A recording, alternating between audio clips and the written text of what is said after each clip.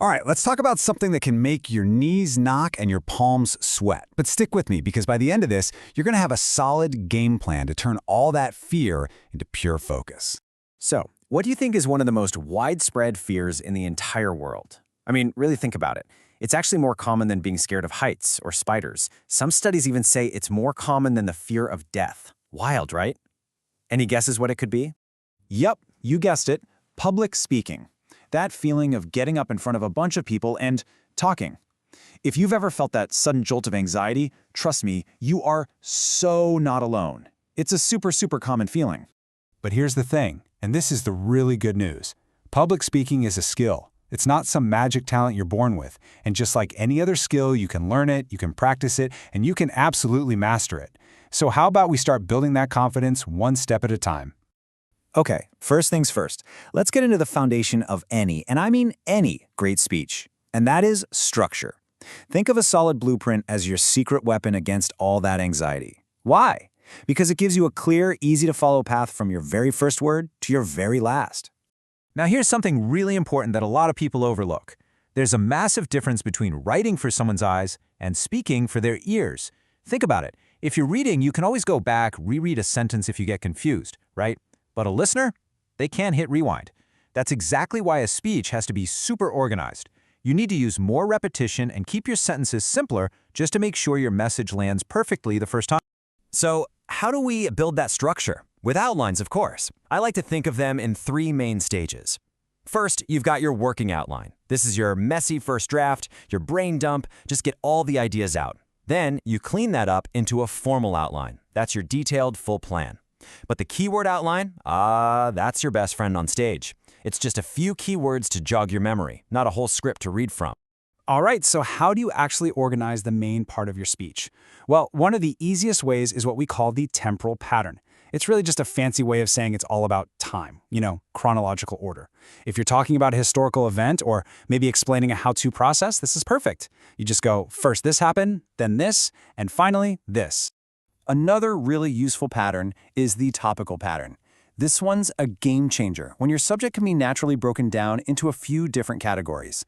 Let's say you're talking about renewable energy. You could have one main point on solar, another on wind, and a third on hydro. See? It's just so clean and makes it super easy for your audience to follow along.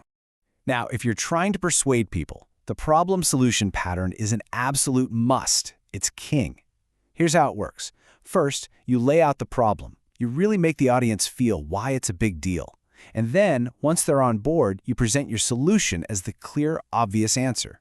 It just creates this really powerful, convincing story. Okay, so you've got your structure down. Awesome. Now let's zoom in on the two parts your audience is going to remember the most, the beginning and the end. Seriously, your opening and your closing can literally make or break the entire speech.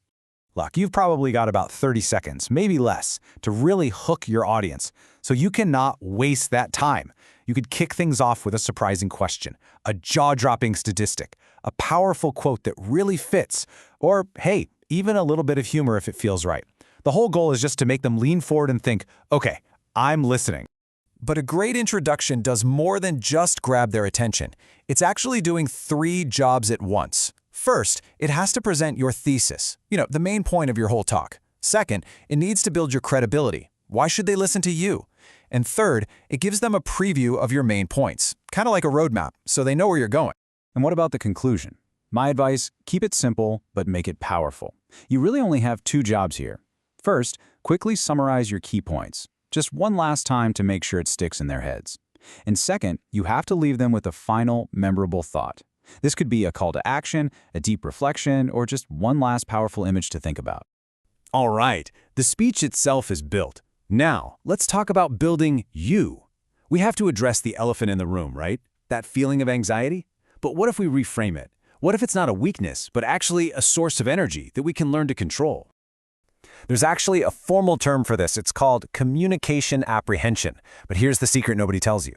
It is completely normal. In fact, a little bit of that nervous energy, that adrenaline, it's actually a good thing. It shows that you care about what you're saying, and it can make your delivery way more dynamic. The key isn't to get rid of it, it's to control it. So, where does this feeling even come from? Well, it's usually triggered by a few common things. Maybe it's an unfamiliar audience, or you just hate being the center of attention. Or maybe you're worried about what people will think, about being judged. It could even be a bad memory from a past speech. Just figuring out what your trigger is, that's the huge first step to getting a handle on it. Okay, so how do we actually manage it? Here's a simple 3-step plan. Step 1, just accept that it's normal to feel nervous. Don't fight the feeling. Step 2, start using positive self-talk. So instead of that voice in your head saying, I'm going to mess this up, you replace it with, I've prepared for this, I know my stuff. And step 3, try some positive visualization. Seriously, just close your eyes and picture yourself absolutely nailing the speech, feeling confident and in control. Wow, we have covered a ton of ground, haven't we?